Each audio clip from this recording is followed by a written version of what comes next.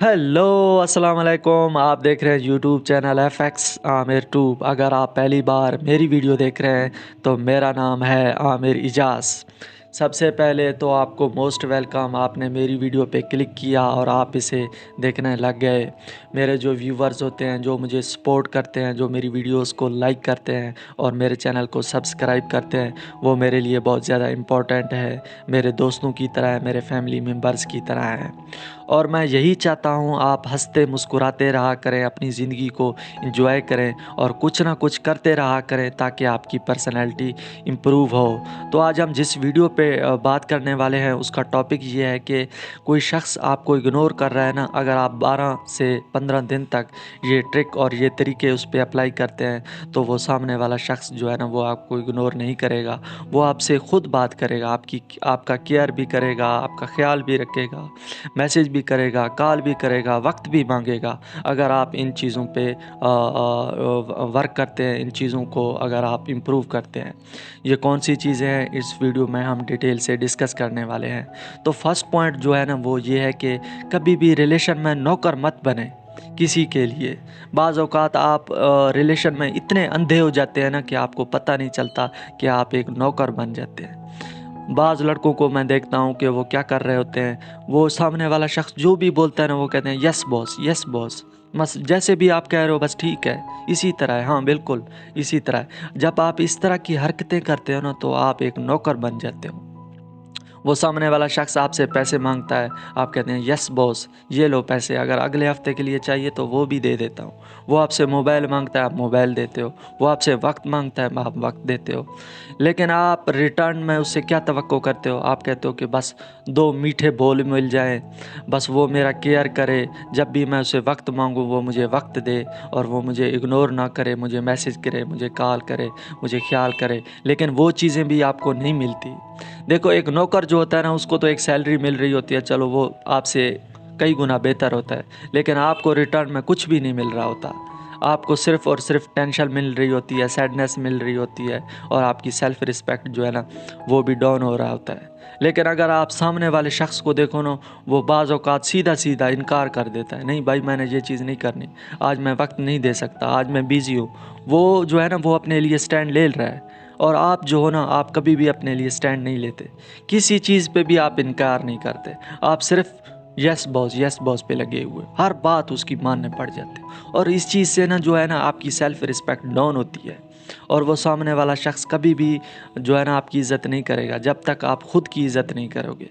खुद की इज़्ज़त आपकी कैसे होगी? देखो, बाज़ औक़ात रिलेशन में मैंने कई लड़कों को देखा है, वो क्या करते हैं, बाज़ औक़ात वो सामने वाला शख्स ओके लिख देता है या हम लिख देता है और ये क्या करते हैं उस ओके के रिप्लाई में या कोई इमोजी भेज रहे होते हैं या कोई सवाल कर रहे होते हैं या कोई फिर से मैसेज कर देते हैं, फिर अगर रिप्लाई ना आए फिर इमोजी भेज देते हैं। और इस चीज़ के करने का क्या मतलब है? आप मतलब वो अगर सामने वाला शख्स आपको रिस्पॉन्स नहीं दे रहा, उसको आप बात करने का दिल नहीं कर रहा, तो आप वो इस लालच में पड़े हुए हो कि थोड़ी-सी और गुफ्तगू हो जाए, थोड़ा-सा और कंज़र्वेशन हो जाए ताकि और हल्का हो जाए दिल।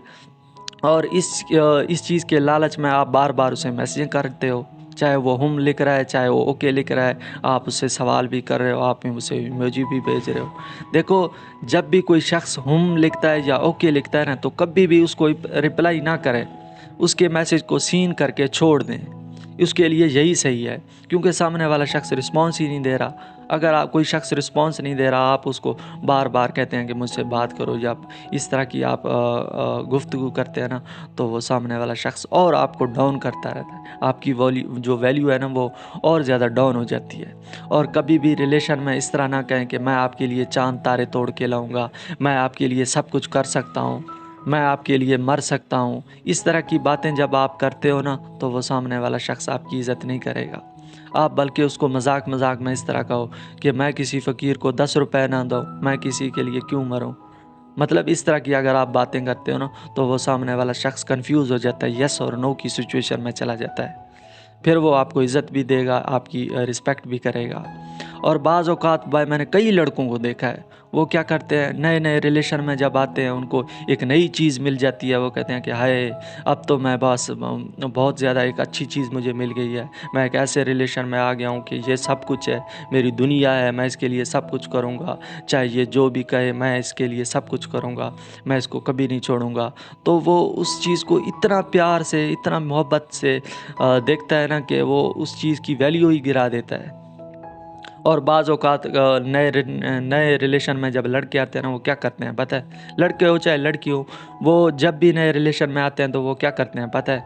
वो जो है ना, अब 11-12 बजे उनकी रूटीन है, वो सो जाते हैं। लेकिन नए-नए रिलेशन में जब वो आते हैं 1 बजे 2 बजे तक जाग रहे होते हैं। वो सिर्फ़ वाहिद उस शख़्स के लिए जाग रहे होते हैं। और जो अपनी रूटीन है ना, खाने की रूटीन, पीने की रूटीन, फैमिली को टाइम देना था, दोस्तों को टाइम देना था, स्टडी पे फ़ोकस करना था, करियर पे फ़ोकस करना था, वो सारी चीज़ों को इग्नोर करते हैं। सिर्फ़ वाहिद उस शख़्स के लिए नौकर बन जाते हैं बस, जो वो शख़्स कह रहा है उसके लिए बस वही कर रहे हैं।